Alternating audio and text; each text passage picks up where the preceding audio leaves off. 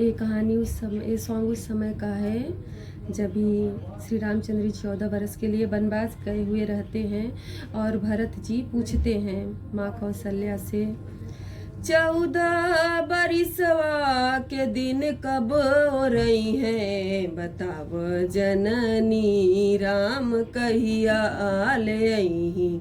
बताव जननी राम कहिया आले आई है।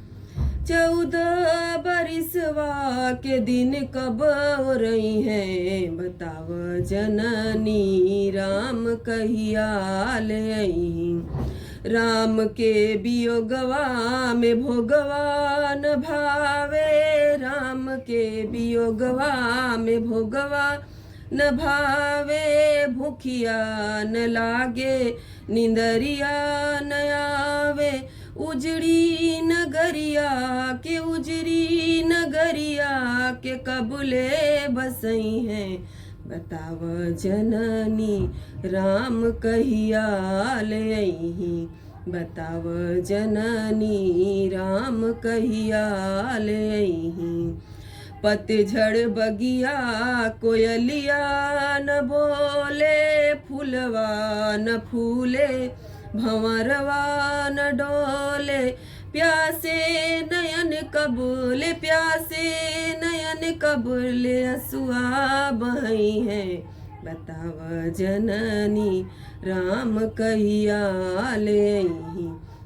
बताव जननी राम कहिया ले आई।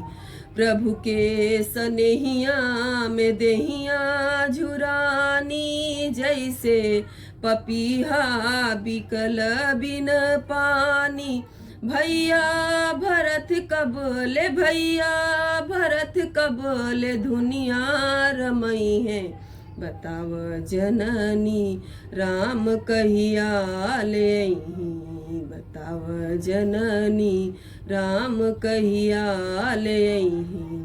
जब प्रभु आई है अयोध्या के देशवा, जब प्रभु आई है अयोध्या के देशवा, तब हमरे जियरा कमिटी कलेसवा, सब पुरवासी मिली,